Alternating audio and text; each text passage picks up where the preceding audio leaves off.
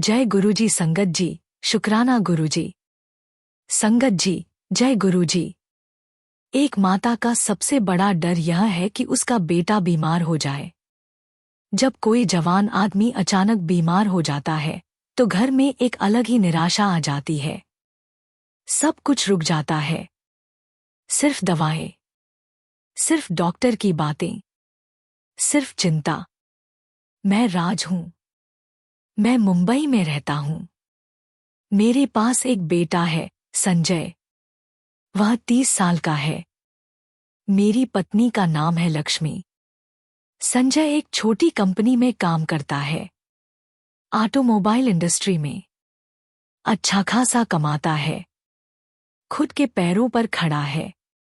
उसकी शादी भी हो गई है। बहू का नाम नीता है और उनका एक बेटा भी है, अभिमन्यु, जो 5 साल का है। लेकिन 2 साल पहले संजय को डायबिटीज का पता चला। संजय को पहले पता नहीं था कि वह बीमार है। वह बस सामान्य बीमारी के कारण डॉक्टर के पास गया और डॉक्टर ने कहा, संजय, तुम्हें डायबिटीज है और यह बहुत गंभीर है। तुम्हारे शरीर में शुगर का स्तर बहुत ज्यादा है। संजय को एक सदमा लगा। उसे लगा कि उसका जीवन खत्म हो गया। घर आकर उसने सबको बताया। मेरी पत्नी को एक बड़ा आघात लगा। ए ईश्वर, मेरे बेटे को यह क्यों हुआ? मैं भी घबरा गया। पर मैंने कहा, घबराओ मत, अभी सब ठीक हो सकता है। डॉक्टर को देखेंगे, दवाएं लेंगे। संजय को दवाएं दी गईं, इंसुलिन और कई और दवाएं। लेकिन दवाएं से कोई खास फायदा नहीं हुआ। संजय कमजोर होता गया। उसका वजन कम होने लगा। उसकी आंखों में वह चमक नहीं रही जो पहले थी। नीता को भी बहुत चिंता थी। संजय, तुम ठीक हो जाओगे ना? अभिमन्यु को तो तुम्हारी जरूरत है। और संजय सिर्फ चुप रह जाता, कुछ नहीं कहता। 1 साल बाद डॉक्टर ने कहा, संजय को अब किडनी की समस्या भी हो रही है, डायबिटीज की वजह से। अगर यह ऐसे ही चलता रहा तो डायलिसिस करना पड़ सकता है। मेरी पत्नी को एक और बड़ा झटका लगा। वह रात भर रोती रही। यह सब हमारे साथ क्यों हो रहा है? मेरे बेटे को क्यों यह तकलीफ देनी पड़ी? संजय उस समय दिल्ली में अपनी एक बीमारी की जांच के लिए था और वहीं मेरी पत्नी उसके साथ थी। वहीं मुझे पता चला कि संजय की हालत बहुत खराब है। मैंने फोन पर अपनी पत्नी से कहा, लक्ष्मी, क्या डॉक्टर ने कुछ और कहा है? लक्ष्मी रो रही थी। राज, डॉक्टर कहता है कि अगर किडनी पूरी तरह खराब हो गई तो किडनी ट्रांसप्लांट ही एकमात्र विकल्प है। नहीं तो। मेरा दिल टूट गया। मेरे बेटे को किडनी ट्रांसप्लांट चाहिए। एक ऐसी बीमारी जो अपने साथ बहुत सारी जटिलताओं को लाती है। संजय को भी पता चल गया और वह अपने कमरे में बंद हो गया। कई दिन तक वह कुछ खाता पीता नहीं था, बस सोता रहता था।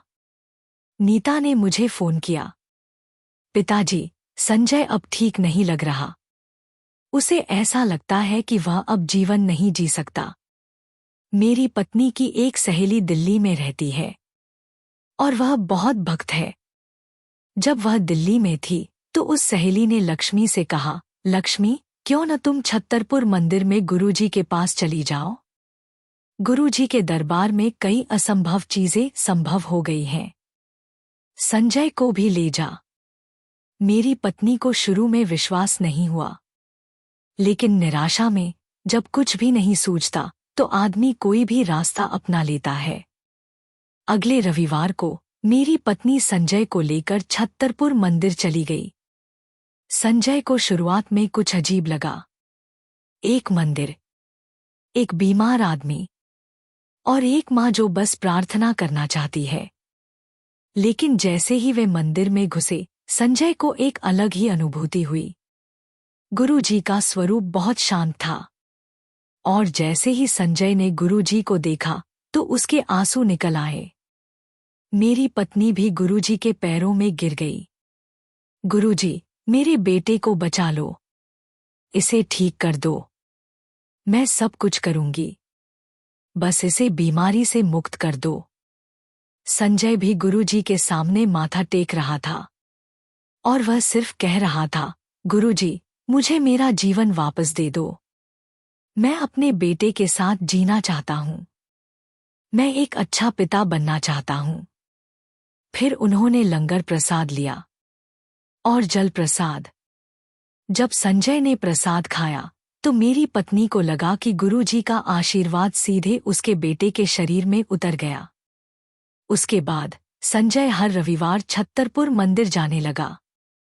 कभी अपनी माता के साथ, कभी अपनी पत्नी के साथ, लेकिन वह हर रविवार जाता था। पहले महीने में कोई बड़ा बदलाव नहीं आया, लेकिन संजय की मानसिकता बदलने लगी। वह अब हार नहीं मान रहा था। वह सोच रहा था, अभी भी जीवन है, अभी भी लड़ाई है।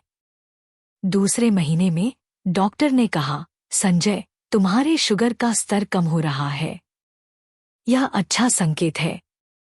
तीसरे महीने में किडनी की जांच से पता चला कि किडनी की कार्यक्षमता थोड़ी बेहतर हो गई है। 6 महीने बाद डॉक्टर को विश्वास ही नहीं हुआ। संजय, मैं कंफ्यूज हूं। तुम्हारे सभी रिपोर्ट में सुधार आ रहा है। यह बहुत असामान्य है। संजय ने कहा, डॉक्टर, मैंने गुरुजी के दरबार में जाना शुरू कर दिया है। शायद यही मेरा इलाज है। डॉक्टर हंस दिया। ठीक है। अगर तुम अच्छा महसूस कर रहे हो तो यह सब कुछ ठीक है। आज 1 साल हो गया जब संजय पहली बार छत्तरपुर मंदिर गया था। संजय का शरीर में अब भी डायबिटीज है। किडनी में अभी भी समस्या है, लेकिन अब वह नियंत्रण में है। और सबसे महत्वपूर्ण, संजय अब जीवन जी रहा है। वह अपने बेटे के साथ खेल रहा है, अपनी पत्नी के साथ हंस रहा है, अपने काम पर जा रहा है और हर रविवार वह छत्तरपुर मंदिर जाता है गुरुजी को धन्यवाद देने के लिए। मेरी पत्नी भी अब खुश है। जब मैं उससे फोन पर बात करता हूं तो वह कहती है, राज, हमारे बेटे को गुरुजी ने वापस दे दिया। हमारे बेटे को जीवन वापस दे दिया। संगत जी, अगर आप भी किसी गंभीर बीमारी से जूझ रहे हैं तो हार मत मानो। डॉक्टर की दवाएं लो, लेकिन गुरुजी पर भी विश्वास रखो, क्योंकि कभी कभी विश्वास ही सबसे बड़ी दवा होती है। कमेंट में लिख दो, गुरुजी, मुझे भी स्वास्थ्य दे दो, और शेयर करो इस वीडियो को उन लोगों के साथ जो किसी बीमारी से जूझ रहे हैं। संजय की कहानी से हमें कई महत्वपूर्ण सीख मिलती हैं। बीमारी जीवन का अंत नहीं है। बीमारी एक परीक्षा है, और परीक्षा से गुजरने के बाद हम और भी मजबूत हो जाते हैं। विश्वास ही असली दवा है। डॉक्टर की दवा भी महत्वपूर्ण है, लेकिन विश्वास, आशा और प्रार्थना, ये सब मिलकर चमत्कार कर सकते हैं। एक माता की प्रार्थना कभी व्यर्थ नहीं जाती। लक्ष्मी की प्रार्थना ने संजय को जीवन वापस दिला दिया। परिवार ही सब कुछ है। संजय के जीवन का एकमात्र कारण अभिमन्यु और नीता, और यही कारण उसे ठीक होने में मदद मिली। संगत जी, चाहे कितनी भी बड़ी बीमारी हो, चाहे कितना भी बड़ा संकट हो, गुरुजी हमेशा हैं। हमेशा सुनते हैं, हमेशा देते हैं। संजय आज ठीक नहीं है। उसके शरीर में अभी भी डायबिटीज है, लेकिन वह जिंदा है, और जिंदा है तो सब कुछ संभव है। तो हर दिन जब तुम सुबह उठो तो गुरुजी को याद करो और कहो, गुरुजी, आज मुझे भी जीवन दे दो। मुझे भी एक और दिन जीने दे दो। और गुरुजी जरूर देंगे। शुक्राना गुरुजी का, अनंतम शुक्राना। धन्यवाद। जय गुरुजी। संगत जी, सत्संग जारी रहेगा, लेकिन उससे पहले एक छोटी सी बेहद जरूरी बात आपसे शेयर करनी है। संगत जी, इस चैनल का छोटा सा प्रयास है हर दिन गरीब और जरूरतमंद बच्चों को भोजन करवाना। यह पवित्र सेवा गुरुजी की प्रेरणा से निरंतर चल रही है। रोजाना कई मासूम बच्चे गुरु कृपा से पेट भरकर सोते हैं और उनके चेहरों पर मुस्कान लौटती है। अगर आप भी इस पुण्य सेवा का हिस्सा बनना चाहते हैं तो श्रद्धा अनुसार सेवा राशि देकर इन बच्चों की मुस्कान में अपना योगदान जोड़ सकते हैं। गुरुजी कहते हैं, सेवा वो पुल है जो मनुष्य को परमात्मा तक पहुंचाता है। शास्त्रों में भी कहा गया है कि सेवा एक ऐसी ढाल है जो आने वाले अनजाने संकटों से व्यक्ति की रक्षा करती है। सच्चे हृदय से की गई सेवा गुरु और भगवान दोनों को प्रिय होती है। कई बार सेवा किसी विशेष कर्म को सफल करने का माध्यम बनती है। गुरु कृपा से जीवन की दिशा ही बदल जाती है। जब स्क्रीन पर क्यूआर कोड दिखाई दे तो इन आसान स्टेप्स को फॉलो करें। जैसे ही क्यूआर कोड दिखे, उसका स्क्रीनशॉट ले लीजिए। अपने मोबाइल की गैलरी में जाकर उस फोटो को खोलिए। अपने किसी भी यूपीआई ऐप, फोनपे, पेटीएम आदि में स्कैन फ्रॉम गैलरी का विकल्प खोलिए। उस इमेज को सेलेक्ट करके सेवा राशि जोड़े। आपसे निवेदन है कि 101 रुपये, 501 रुपये या 1001 रुपये की श्रद्धा अनुसार सेवा राशि देकर इस पवित्र कार्य में सहभागी बन सकते हैं। धन से की गई सेवा किसी जरूरतमंद का पेट भरती है, लेकिन भाव से की गई सेवा सीधे ईश्वर के हृदय तक पहुंचती है। गुरुजी कहते हैं, जहां सेवा है वहीं मेरा वास है।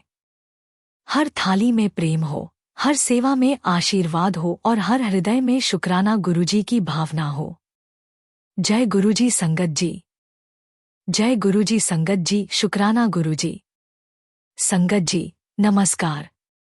हर कोई अपने काम को बहुत गंभीरता से लेता है, क्योंकि काम ही तो हमारे परिवार को खिलाता है, हमारे बच्चों को स्कूल भेजने का कारण है, हमारे सपनों को पूरा करने का साधन है। लेकिन क्या होता है जब काम से ही समस्या खड़ी हो जाए, जब नौकरी खतरे में आ जाए? मेरा नाम विक्रम है।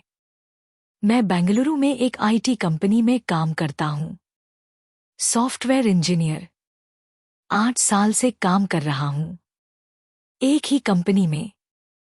मेरी कंपनी में एक नई पॉलिसी आई, सबको अपनी परफॉर्मेंस में सुधार लाना है, नहीं तो नौकरी से निकाल दिया जाएगा। मैंने कड़ी मेहनत की, रात को भी काम किया, सप्ताहांत भी काम किया, लेकिन मेरे मैनेजर को कुछ नहीं भाया। विक्रम, तुम्हारा काम पर्याप्त नहीं है, हमें ऐसा कर्मचारी चाहिए जो ज्यादा प्रोडक्टिव हो, उसने कहा। मैं बहुत हताश हो गया। मैं तो पूरी मेहनत कर रहा हूं, फिर भी कुछ नहीं। घर जाकर मैंने सबको बताया। है को बहुत चिंता हुई। विक्रम, क्या हमें नौकरी छोड़नी पड़ेगी? मेरे दोनों बेटे को भी समझ आ गया कि बाबा की नौकरी में परेशानी है। वह मेरे पास आ गए। बाबा, क्या तुम अब ऑफिस नहीं जाओगे? मुझे दिल टूट गया अपने बेटों को इस तरह चिंतित देखना। कंपनी में मेरे एक सहकर्मी भी हैं, राजीव।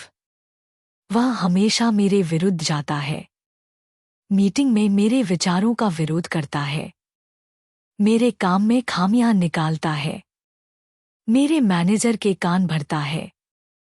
विक्रम, तुम पिछड़ गए हो, तुम्हें तकनीक नहीं आती, तुम पुराने हो गए हो, राजीव कहता।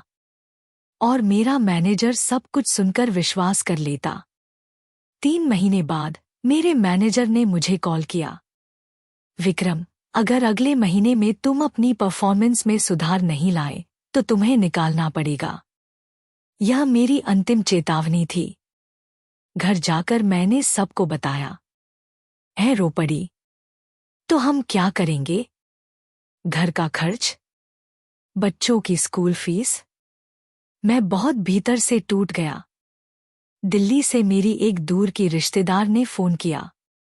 विक्रम, तुम्हें पता है, हमारे यहाँ एक गुरुजी हैं, बहुत प्रसिद्ध हैं। वह बहुत सारे लोगों की समस्याओं को ठीक कर चुके हैं। क्यों न तुम उनके दरबार में चली जाओ? मुझे शुरुआत में अजीब लगा, लेकिन निराशा में मैंने कहा, ठीक है, एक बार देख लेते हैं। अगले सप्ताहांत मैं और है बेंगलुरु से दिल्ली चले गए। छत्तरपुर मंदिर, जहां गुरु जी का स्वरूप है। जब हम मंदिर में घुसे तो एक नई दुनिया देख ली। बहुत सारे लोग, सबको अपनी चिंताएं थीं, सबको अपनी समस्याएं थीं, लेकिन सब कहीं न कहीं शांत लग रहे थे। गुरु जी का स्वरूप बहुत शांत और शक्तिशाली था। मैंने गुरु जी के पैरों में माथा टेका और अपने दिल की सब बातें कह दी। गुरु जी, मेरी नौकरी बचा लो, मेरे परिवार को बचा लो, मुझे एक मौका दे दो। मैं भी गुरु जी के सामने खड़ी थी। उसकी आंखें बंद थीं। वह प्रार्थना कर रही थी। फिर हमने लंगर प्रसाद लिया और जल प्रसाद। दिल्ली से वापस आते हुए मेरे दिमाग में एक विचार आया, मैं अपने काम को बेहतर तरीके से क्यों न समझूं? एक नई तकनीक क्यों न सीखूं? अगर मैं खुद को बेहतर बना दूं, तो किसी को मेरी शिकायत नहीं हो सकती। मैंने एक ऑनलाइन कोर्स शुरू किया। हर रात घर आने के बाद 2 घंटे सीखता रहा। सप्ताहांत पर भी पढ़ता और अपने काम को फिर से शुरू किया, लेकिन इस बार अलग अंदाज में, नई तकनीकों का इस्तेमाल करते हुए। 1 महीने बाद मेरे मैनेजर ने मुझे कॉल किया, विक्रम, तुम्हारे काम में बहुत सुधार आया है। तुम क्या कर रहे हो? मैंने कहा, सर, मैंने कुछ नई चीजें सीखी हैं और अपने काम को बेहतर तरीके से कर रहा हूं। मेरे मैनेजर को आश्चर्य हुआ। बहुत अच्छा, यह गति रखो। मेरा दिल खुश हो गया। 2 महीने बाद मेरे एक प्रोजेक्ट को कंपनी में सबसे बेहतर प्रोजेक्ट का पुरस्कार दिया गया। मेरे मैनेजर ने मुझे बुलाया, विक्रम, तुम बहुत अच्छा काम कर रहे हो। अगर तुम इसी तरह चलता रहे तो हो सकता है कि तुम्हें प्रमोशन भी मिल जाए। मैंने गुरुजी को याद किया। मुझे लगा कि गुरुजी की कृपा से ही मेरा काम बेहतर हो रहा है। 3 महीने बाद मुझे एक टीम लीड की जगह दी गई। नई जिम्मेदारी, नई टीम और सबसे महत्वपूर्ण, नई सैलरी। घर जाकर मैंने है को बताया। वह खुशी से रो पड़ी। विक्रम, तुम बहुत अच्छा काम कर रहे हो। बेटों को भी पता चल गया। वह बहुत खुश हो गए। बाबा, तुम अब हमारे पास रहोगे ना? हाँ बेटा, अब सब ठीक है। अगले महीने मैं और हैं फिर से छत्तरपुर मंदिर गए और गुरुजी के पैरों में माथा टेका। गुरुजी, शुक्राना। तुम्हारी कृपा से मेरी नौकरी बचा ली, मेरे परिवार को बचा ली, मेरे सपनों को बचा ली। मैं भी गुरुजी के सामने खड़ी थी, खुशी से रो रही थी। हमने लंगर प्रसाद लिया और अपने आशीर्वाद को हर कण में महसूस किया। अब मैं कंपनी में एक टीम लीड हूं। 5 लोगों की टीम मेरे अंतर्गत है। अच्छी सैलरी, अच्छी जिम्मेदारी और सबसे महत्वपूर्ण, एक खुश परिवार। और हर महीने मैं और हैं छत्तरपुर मंदिर जाते हैं, गुरु जी को धन्यवाद देने के लिए। संगत जी, अगर आप भी अपनी नौकरी में परेशानी का सामना कर रहे हैं, तो याद रखो, काम है तो जीवन है। लेकिन अगर तुम अपने आप में सुधार लाओ तो कोई भी तुम्हें हरा नहीं सकता। और सबसे अहम, गुरु जी की शरण लो। गुरु जी के दरबार में जाओ, अपनी समस्या गुरु जी को बता दो और फिर अपना काम करते रहो। कमेंट में लिख दो, गुरु जी, मुझे भी अपने काम में सफलता दे दो। विक्रम की कहानी से हमें ये सीख मिलती है, मेहनत कभी व्यर्थ नहीं जाती। विक्रम ने पूरी मेहनत की और उसकी मेहनत को गुरुजी ने स्वीकार किया। खुद को बेहतर बनाना ही समाधान है। जब विक्रम ने नई तकनीकें सीखीं तो सब बदल गया। परिवार की सहायता बहुत महत्वपूर्ण है। हमेशा विक्रम के साथ थी और यह साहस ही विक्रम को आगे बढ़ाता था। विश्वास और कर्म दोनों जरूरी हैं। विक्रम ने गुरुजी पर विश्वास किया, लेकिन अपने काम में भी मेहनत की। दोनों का संयोजन ही सफलता है। संगत जी, काम एक पवित्र चीज है, क्योंकि काम करके हम अपने परिवार को खिलाते हैं, अपने बच्चों का भविष्य सुरक्षित करते हैं, अपने सपनों को जीते हैं। अगर आप भी अपनी नौकरी से परेशान हैं, तो याद रखो, यह सिर्फ एक परीक्षा है और परीक्षा से ही सीख मिलती है। तो हर दिन सुबह जब तुम काम के लिए निकलो तो गुरुजी को याद करो। कहो, गुरुजी, मुझे आज एक अच्छा दिन दे दो, मुझे अच्छे काम करने की शक्ति दे दो। और गुरुजी जरूर देंगे। शुक्राना गुरुजी का, अनंतम शुक्राना। धन्यवाद। जय गुरुजी। संगत जी, कभी कभी इंसान को जीवन में ऐसी परिस्थितियां मिलती हैं जहां उसे अपने ही अस्तित्व पर संदेह होने लगता है। न कोई समझने वाला, न कोई सुनने वाला, बस अपने आप से एक लंबी, एक तरफा बातचीत। मेरी कहानी भी ऐसे ही अकेलेपन से शुरू होती है। संगत जी, मैं एक सफल लेकिन अकेला इंसान था। ऑफिस में मेरा कोई करीब नहीं, घर में पत्नी थी पर संवाद नहीं, बच्चों को मेरी उपस्थिति की परवाह नहीं। धन तो काफी था पर दिल खाली था। हर रात अकेले बेडरूम में सोता, हर सुबह सवाल के साथ जागता, मैं क्यों हूं? इस जिंदगी का मतलब क्या है? मन में एक गहरी निराशा थी जिसे किसी से कह नहीं पाता था। दिन भर ऑफिस में व्यस्त रहता ताकि घर की चुप्पी सुनना न पड़े, लेकिन रात की चुप्पी से कोई बच नहीं सकता। एक बार तो इतना अकेलापन महसूस हुआ कि मन ने सोचा, क्या सब कुछ खत्म कर दूं?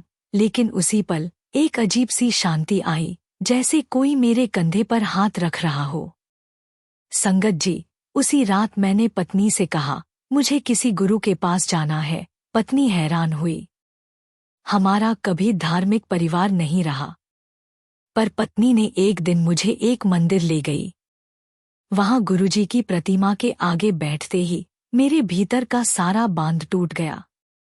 सालों का अकेलापन, सारी बेबसी, सारे सवाल बस रो रो कर निकलने लगे।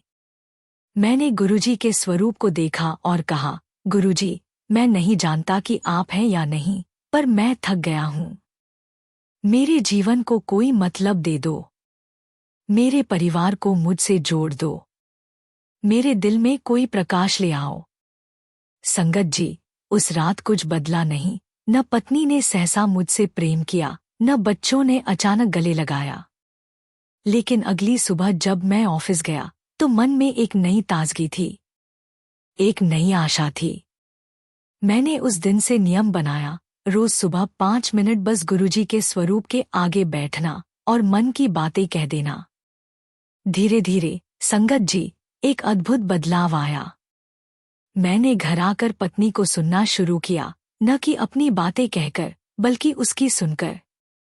उसके दिन की चिंताएं, उसके सपने, उसकी इच्छाएं। पहली बार पत्नी को लगा कि उसका कोई सुन रहा है। बच्चों के साथ खेलना शुरू किया, उनके स्कूल के बारे में पूछना शुरू किया। छोटी बेटी एक दिन मेरे पास आई और कहा, पापा, आजकल आप बहुत अच्छे हैं। संगत जी, यह एक छोटा सा वाक्य था, पर मेरे लिए पूरी दुनिया बदल गया। लगा कि गुरुजी ने मेरी प्रार्थना सुन ली। वह प्रेम जो मेरे परिवार में कहीं दब गया था, वह फिर से उमड़ने लगा। अब जब भी ऑफिस में कोई गलतफहमी होती है, मैं याद करता हूं कि गुरुजी ने मेरे अंदर क्या बदलाव लाया। शांति से बातें करने लगा हूं, सहकर्मियों की सुनने लगा हूं। अब ऑफिस में भी लोग मेरे पास आते हैं, न कि काम की बात के लिए, बल्कि जीवन की सलाह के लिए। संगत जी, एक दिन मेरे सीनियर ने मुझसे पूछा, तुम बदल गए हो, क्या हुआ? मैंने उन्हें गुरुजी के बारे में बताया। आज वह भी हर सुबह गुरुजी के स्वरूप के आगे बैठते हैं। उनका परिवार भी बदल गया है। संगत जी, सबसे बड़ी समझ यह आई कि अकेलापन एक बीमारी है, लेकिन यह भी सच है कि हर अकेलेपन के पीछे एक संदेश छुपा है। वह संदेश है खुद से मिलना, अपने अंदर झांकना और गुरुजी के साथ जुड़ना। जब आप गुरुजी से जुड़ते हो, तब आप अकेले नहीं रहते। हर पल उनकी उपस्थिति महसूस होती है। अब घर में सत्संग सुनना एक परंपरा बन गई है। पत्नी, बच्चे सब मिलकर भजन सुनते हैं और यह अकेलेपन से भरा घर अब खुशियों का मंदिर बन गया है। संगत जी, अगर आपको भी कभी अकेलेपन का एहसास हुआ हो और फिर किसी के प्रेम या किसी आध्यात्मिक शक्ति ने आपको जोड़ा हो, तो कृपया कमेंट में बताइए। आपकी कहानी किसी और के अकेलेपन को प्रेम में बदल सकती है। याद रखिए संगत जी, अकेलेपन का कोई इलाज नहीं, सिर्फ एक जवाब है। और वह जवाब है गुरुजी के साथ जुड़ना, प्रेम से प्रेम मिलाना और अपने दिल को किसी और के दिल से जोड़ना। बस 5 मिनट गुरुजी के लिए निकाल लो और बाकी सारी जिंदगी संवर जाएगी। जय गुरुजी, लख लख शुक्राना। संगत जी, संगत जी, गुरुजी की कृपा से हर रोज कितने ही लोगों के जीवन में भोजन, प्रेम और शांति का प्रसाद पहुंच रहा है। गुरुजी का आशीर्वाद हमेशा यही रहा, भूखे को अन्न देना सबसे बड़ी सेवा है।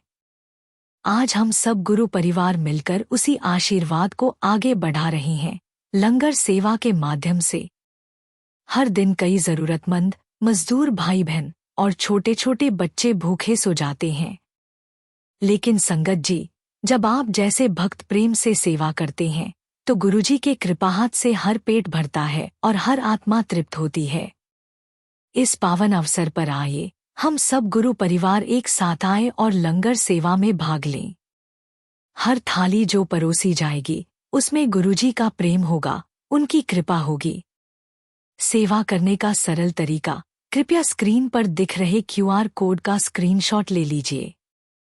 फिर किसी भी UPI ऐप को खोलिए। स्कैन विकल्प में जाकर स्क्रीनशॉट चुनिए और अपनी श्रद्धा अनुसार राशि भरकर लंगर सेवा पूरी कीजिए। हर अन्नदान गुरुजी की चरण सेवा में समर्पित होता है। आपका योगदान किसी भूखे के लिए भोजन बनेगा और आपके परिवार के लिए गुरुजी की असीम कृपा का कारण। संगत जी, जब भी किसी थाली में अन्न भरता है, गुरुजी मुस्कुराते हैं। तो आइए, इस प्रेममयी सेवा में आज ही भाग लें और कमेंट में लिखिए, शुक्राना गुरुजी का।